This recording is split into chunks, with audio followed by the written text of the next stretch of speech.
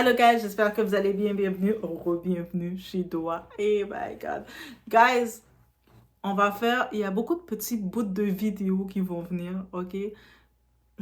As you know, parce qu'on a plusieurs dossiers, mais on va retourner dans le dossier de Justin Baldoni. On sait que Justin Baldoni s'apprête à 144 pages.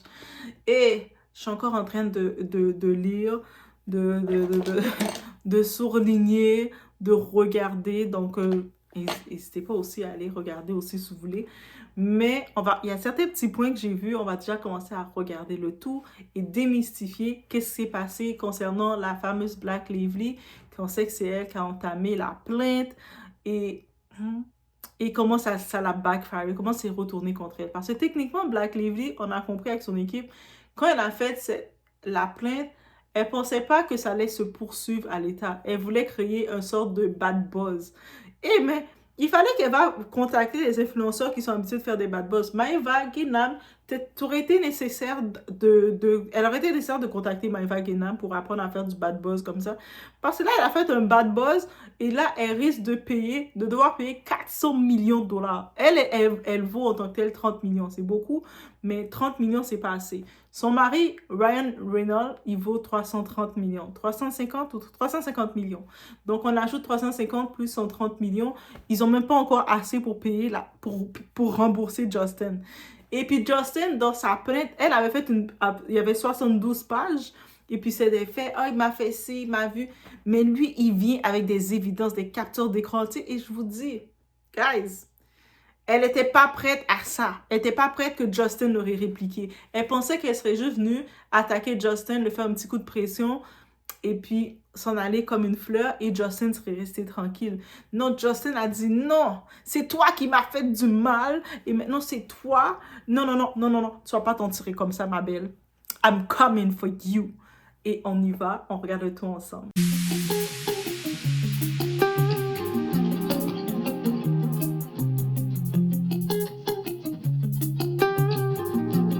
C'était un coup de pub sournois. Blake Lively a intenté un procès 11 jours plus tard.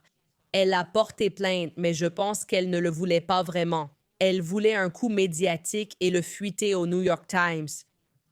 Elle croyait que le public la soutiendrait sans poser de questions. Mais le public dit « Non, on a des questions à poser ». Et Justin Baldoni va jusqu'au bout dans cette affaire. Son avocat donne déjà des interviews sur la stratégie de l'équipe adverse. L'avocat s'appelle Brian Friedman. Il est passé à l'émission de Megyn Kelly. Voici quelques-unes de ses déclarations. D'abord, il dit qu'il n'y avait jamais eu d'allégation sexuelle. Aucune, jusqu'à ce qu'elle aille au bureau des droits civiques. Écoutez bien, il n'y a eu aucune allégation de harcèlement sexuel avant le procès. Donc, en effet, comme vous le voyez, j'ai laissé notre très chère amie Candace Owens expliquer aussi c'est quoi tout ça. Qu'est-ce que je vous ai dit dans l'intro? Que oui, en effet, c'était un coup de PR, un coup de marketing raté qui a été fait du côté de Black Lively. Je sais pas c'est qui l'a conseillé, mais moi, je dis la personne qui a conseillé Black Lively d'aller ouvrir une plainte comme un coup de marketing. La personne ne l'aimait pas. La personne a voulu la saboter. Et si j'ai bien pu comprendre que ces personnes dans son entourage, elle a Taylor Swift qui risque de prendre un grand coup. Je sais que les fans actuellement, les fanatiques de Taylor Swift, en train d'essayer de continuer de vouloir la défendre dans le sens, mais ça sonne pas bien pour Taylor Swift non plus, parce que Taylor Swift, à ce qui paraît, elle représentait un des dragons. Elle avait Ryan Reynolds comme dragon, et puis Taylor Swift comme l'autre dragon, et elle, c'était Khaleesi.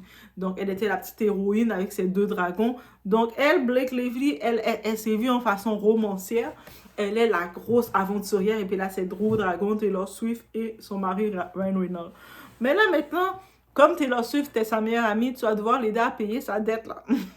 Comme Taylor Swift a beaucoup d'argent, oui, Taylor Swift, elle peut payer la dette facilement. Donc, elle va pouvoir payer sa dette. Ça sert à ça, les amitiés. Surtout si tu as une amie, tu as encouragé ton ami à faire n'importe quoi. Taylor Swift, je compte sur toi pour payer sa dette. Et je voulais juste voir combien elle vaut. Oh, Taylor Swift peut rembourser la dette pour elle facilement. Taylor Swift, elle vaut 1,6 milliard.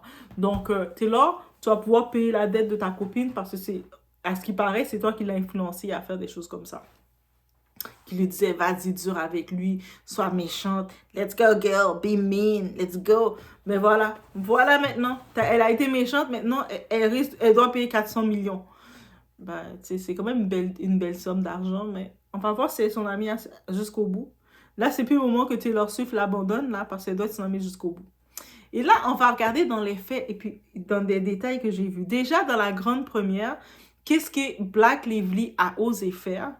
Elle a fait en sorte d'amener Justin Baldoni. Elle voulait pas qu'il soit dans les photos. Elle l'a fait enfermer dans le sous-sol. Il s'est retrouvé dans le sous-sol enfermé. Il n'avait pas accès d'aller avec tout le monde prendre les photos. Mais quel genre d'animal que tu peux être, Blake Lively, de faire ça? De vouloir intoxiquer. Sachant que c'est Justin Baldoni qui avait acheté les droits du livre pour pouvoir faire le film. Il a vu le livre et puis il voulait refaire le film. Elle est venue, elle a pris le contrôle de tout ça. On a signé un contrat, on a dit, ah, mais c'était la fille qui avait fait Gossip Girl. Peut-être qu'elle peut être sympa. Et elle est venue pour détruire la vie du gars comme ça. Elle est venue prendre le contrôle. Elle et son mari commençaient à changer les scènes. En plus, dans les plaintes de Blake Lively, elle disait que c'est lui qui ajoutait...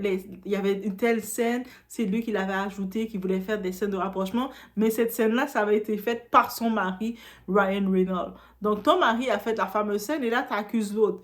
Et lui a sorti les faits. C'est-à-dire les accusations qu'elle disait et... Donc, elle a... Blake Lively, c'est la Amber Heard version 2025. Elle n'a pas compris qu'est-ce qui est arrivé à Amber Heard. Je pense que c'est ça qu'elle n'a pas compris parce que je sais pas pourquoi. Elle n'a pas trop suivi le tout. Mais elle, ça va leur arriver pire. Au-delà de ça, il y a une autre chose qu'elle parlait. Elle disait que Justin Baldoni avait osé lui faire des commentaires sur son physique et tout ça. Quel genre de méchant qu'il est. Et parce que dans la scène où il devait la porter, et lui, il a un problème dans le dos. Il a un problème dans le dos, donc il voulait savoir combien il pesait pour pouvoir savoir, tu sais, pour savoir s'il va pouvoir faire cette scène-là, comment il doit pouvoir se préparer pour avoir cette scène-là. Et elle a utilisé ça pour dire, comment as-tu osé nous demander combien je pèse? Non, c'est de la discrimination qu'il fait contre moi. Alors que elle a osé dire à notre très beau Justin Baldoni, parce que Justin Baldoni, avec ses origines italiennes, il est un très bel homme. Elle a dit qu'il doit faire une rhinoplastie. Donc, l'arrogance de cette femme-là, oui, je sais que Blake Lively est une très belle femme, mais belle femme peut oser envoyer quelqu'un aller faire une chirurgie esthétique. C'est quoi la méchanceté de ça? Elle a l'air bien belle en vrai, mais elle n'est pas gentille. Sa beauté est fadée. Et puis, il y a plusieurs interventions de Blake qu'on a vues, qu'on a pu confirmer elle était tout sauf une gentille personne. Donc, plusieurs interventions qu'elle a faites. Et puis, on se rappelle qu'il y avait une certaine Leighton Meester qui laissait savoir que elle et Blake, là, ils vont jamais être... Elle est pas Blake, pardon, Blake, c'est son rôle. Elle est... Oui, Blake, elle et Blake, ils vont jamais être amis ou quoi que ce soit parce que ils vont pas s'entendre. Et on a vu plusieurs scènes. Il y avait une scène qui m'a marqué, c'était dans le temps de Gossip Girl. Tous les acteurs étaient là pour parler. Et là, on sait que Leighton, celle qui a fait le rôle de Blair, elle est née elle est née dans une prison parce que sa mère était en prison quand elle a accouché. Et c'est quand même une scène triste, dramatique. Il n'y a rien d'humour dedans. Et on se rappelle que Blake, la petite mean girl, la petite peste de servir, la petite méchante, elle était venue dire, ah, mais tu sais, dans le New York Gossip Girl, c'est la bourgeoisie, mais Leighton n'a pas trop connu la bourgeoisie non plus parce qu'elle est née dans une prison, elle n'est pas née dans cet environnement-là. Mais après, même tous les acteurs de Gossip Girl étaient comme en mode, hein? Après, elle essaie de faire, moi je suis blonde, c'est drôle. Mais tu le vois qu'elle est mesquine, elle est mauvaise depuis cette époque-là, mais on l'a laissé, le fait qu'elle avait le plus des privilèges dans l'époque, on l'a laissé passer. Mais en vrai de vrai, elle a toujours eu des commentaires mauvais et très méchants, même que ce soit dans les entrevues. Et en tant que telle, qu'est-ce qui arrive après la fin du film, dans le film, justement, It Ends by Us, elle avait été, comment dirais-je, tellement hostile, tellement elle avait été décalée et bizarre dans tout le film, même tellement qu'elle était décalée, elle avait été difficile.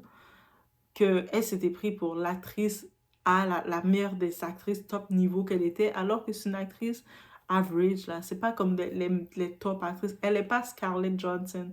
Oui, Ryan Reynolds, il l'a trompée avec elle, alors qu'elle était avec Scarlett, la top artiste, mais parce que pourquoi il a laissé Scarlett?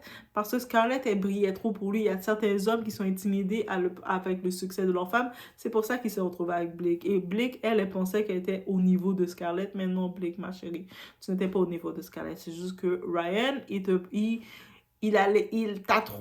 déjà, c'est un trompeur, donc il a fait qu'est-ce qu'il fait de bon. Et puis, il était intimidé face au succès de Scarlett. Aussi simple que ça. Bref, et juste aussi une autre petite nouvelle que j'ai pu comprendre. Scarlett, elle se lance dans les films aussi. Elle va produire un film. Et qui va être son directeur? Ça va être Justin Baldoni. Et c'est tellement la vengeance de tout. Le ciel a une façon de... Le karma a une façon de retourner les choses. Et j'attends... Peut-être j'ai pas regardé le film End by Us parce que, tu sais, Blake Lively, elle a beau être belle d'une certaine façon, son meilleur rôle de sa vie qu'elle a fait, c'est le rôle qu'elle a fait de Gossip Girl. Et elle a fait 4 jeans, je pense que vous avez vu ces films-là. 4 filles et un jeans, vous l'avez vu, elle était dedans. J'ai même pas reconnu qu'elle était dedans, tellement qu'elle était insipide. Mais dans Gossip Girl, oui, j'ai reconnu. C'est pour ça que j'étais surprise de savoir qu'elle avait fait d'autres films. Et en effet, elle est Nepo Baby parce que son père, c'est un acteur comme de catégorie B aussi, comme elle. Mais bref, c'était une petite partie sur tout ça. Oui, c'était une petite partie sur tout ça. On attend la suite de tout découvrir, encore tous les détails. Il y a même aussi des messages textes qu'elle envoyait d'intimidation à Justin. Il changeait les scènes. Juste pour vous dire, pendant le film, c'est pour ça que les costumes du film, à ce qui paraît, étaient décalés. Parce que techniquement, ils avaient déjà la garde-robe de l'actrice pour le film qu'ils devaient prendre de Colleen pour son film. Mais elle arrivait avec sa propre garde-robe, elle commençait à être imposante, à faire plein de sa diva, que Justin était comme, ah non, c'est trop compliqué avec elle. Non, tu sais quoi, tu peux contrôler les films, c'est beau. Tu peux contrôler la garde-robe. Et puis, elle venait avec des vêtements qui étaient complètement décalés, qui n'avaient rien à voir. C'est elle qui voulait tout prendre le contrôle de tout, des gens. Donc, je pense, suite à ça, on peut se dire, suite à ça, dans le Hollywood, que ce soit elle et son mari, parce qu'on a dit les deux lui aussi, Ryan Reynolds, il est réputé, cette réputation pour venir s'imposer dans les films, prendre possession des films et faire des choses bizarres. Donc, les deux ensemble, on risque de... C'est un couple, on voit, ils se sont bien retrouvés. Deux pèses ensemble, ils se sont bien retrouvés. Mais au-delà de devoir payer le 400 millions, ils vont aller retrouver Amber Heard. Peut-être ils vont être dans la saison 4 de Squid Game. Ils vont aller en Corée pour aller essayer de gagner l'argent.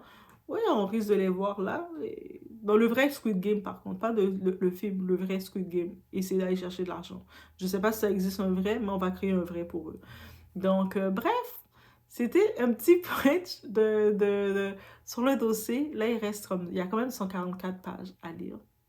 Donc, je vais regarder le lire. Et si on peut le lire ensemble, on va savoir. Mais je vais prendre le temps. Je ne vais pas lire les 144 pages ensemble, mais on va regarder plusieurs autres points qu'il y avait dessus. Qu'est-ce qu'on peut retenir que Justin a fait? Il a bien fait de faire. Il avait gardé tous les courriels, tous les messages textes, tous les points d'intimidation qu'on le faisait. Il les a toutes conservés, et puis les photos aussi. Il les a toutes conservées, puis il les a toutes remis comme évidence.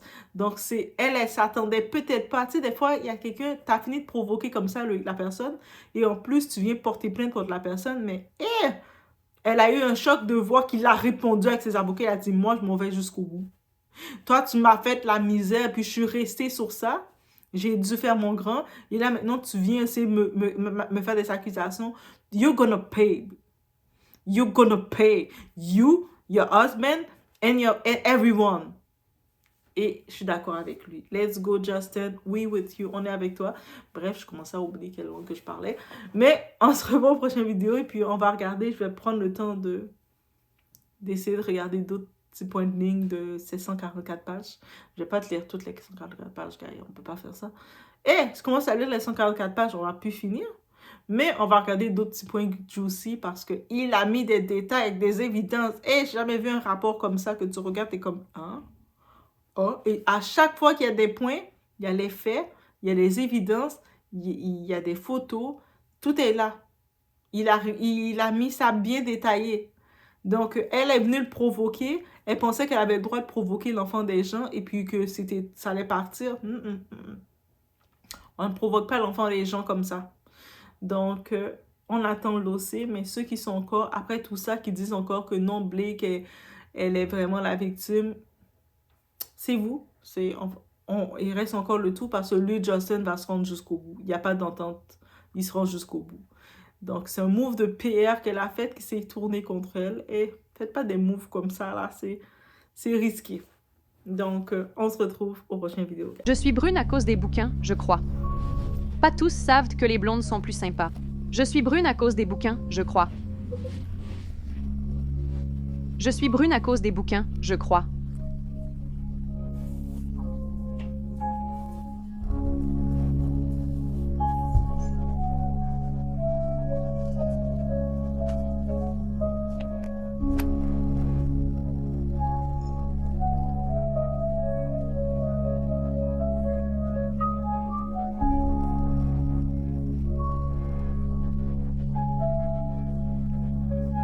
Oh, je ne suis experte en rien du tout. Je fais un peu de tout, par-ci par-là. Des films de super-héros? T'as joué dans l'un d'eux, non? Vraiment? C'est super, ça. Ça devrait bien me caler, ça. Late Lively. Entraînement. Comment tu t'entraînes? Oh là là, c'est passionnant tout ça. Ravi qu'on s'intéresse à ma carrière. D'abord, félicitations. Félicitations pour ton petit bidon. Chuck a un singe assorti, fringues et tout. J'ai dit, super la série, mais pas de singe. Et puis j'en ai eu quelques-uns. Elle en a eu quelques-uns. Allez, c'était une blague. 2 invités, 2 recalés. Pas assez VIP. Ils doivent le regretter maintenant. Je parie que je serai sur la liste cette année. Donc, si quelqu'un comprend ce film et vous croise, comment peut-il en parler avec vous? Demandez mon adresse, mon numéro ou ma position. Je pourrais partager ma position, on serait chez moi, et vous attendez un bébé. Félicitations. Qu'est-ce qui vous fait dire ça? Shark me l'a dit. Je ne dis jamais ça à une femme. Oh là là, merci beaucoup. C'est trop gentil. Je le mets là, ça ne va pas avec ma tenue, mais je le porterai plus tard. Vous avez des envies bizarres. Presque. Je ne savais pas ce que vous vouliez. Presque ne suffit pas. Ce n'est pas assez. Les vrais amis apportent de la vraie nourriture. J'ai des amis qui m'ont apporté ces cookies, le vin. C'est génial. Vous avez goûté le vin à New York? Je n'en ai jamais eu. Donc presque ne compte pas comme cadeau. Peut-être pour le prochain, vu que vous parlez déjà d'en avoir un autre. Je veux revenir à vous. Parlons de ce que vous avez failli apporter. Dis-moi pourquoi t'as pas apporté le cadeau. Je savais pas ce que tu voudrais. Tu veux quoi? C'est pas une question d'envie. Je suis un être humain normal. Je mange. J'aime manger. Tu manges quoi, toi? J'aime... Bon, j'ai jamais été enceinte, mais si je l'étais, pourquoi tu fais une différence? On est tous pareils. On aime tous manger. T'aimes quoi? T'adores quoi? Ce que j'aime? T'aimes quoi, toi? J'aime les cookies. T'aimes les cookies? Ton cookie préféré? Mon préféré? Ceux de ma mère, en fait. La prochaine fois, je veux ceux de ta mère. Pourquoi Deadpool Wolverine est épuisé? Désolé, j'étais distrait. Le meilleur dans ce film en particulier? J'ai vu plein de cristaux sur les dents. C'est à la mode? Le meilleur dans ce film en particulier? Ben, les bijoux dentaires. Ouais, c'était vraiment le top. Les bagues. Les bagues, c'est comme ma couverture. Une couverture de confort très chère. Je devrais préférer les Snuggies comme Doudou, mais je préfère ceux de Lorraine.